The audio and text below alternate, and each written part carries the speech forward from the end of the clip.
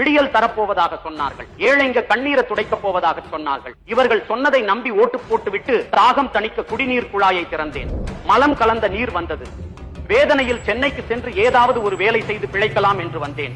நான் வந்ததோ டிசம்பர் மாதம். சொல்லவா வேணும், பெய்த கனமழையில் பல அப்பாவி மக்கள் பலியான நிலையில் நான் உயிர் பிழைத்ததே பெரும் பாடாகிவிட்டது. இலவசமாக பேருந்து பயணம் என்றார்கள். அதை நம்பி பேருந்தில் போன என் தங்கையை பார்த்து ஓசி என்று ஏளனம் செய்தார்கள் இந்த விடியல் ஆட்சியாளர்கள். கூலி வேலைக்கு சென்ற என் மாமாவோ கள்ளச்சாராயம் குடித்து உயிரிழந்தார்.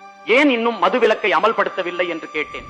மாநில சுயாட்சி பேசும் விடியல் ஆட்சியாளர்கள் மாநில பட்டியலில் உள்ள மதுவை மத்திய அரசுதான் ஒழிக்க வேண்டும் என்று கூச்சலிட்டனர். வேதனையில் தனிமையை தேடி மலைப்பகுதியை நாடி சென்றேன். அங்கே மலைகளை காணும். கனிம வள கொள்ளையர்கள் மலையை களவாடி விட்டார்கள். வேதனை இன்னும் என் மனதை ரணமாக்கியது. என் வேதனையை போக்க களை பறியாமல் உழைக்கும் விவசாயிகளை பார்க்கலாம் என்று சென்றேன். மகனின் ஆசைக்காக கார் ரேஸ் விடும் இந்த விடியல் ஆட்சியில் விவசாயிகளோ தாங்கள் விளைய வைத்த நெல் மணிகள் மழையில் நனைவதைக் கண்டு ரண வேதனையில் துடித்தார்கள்.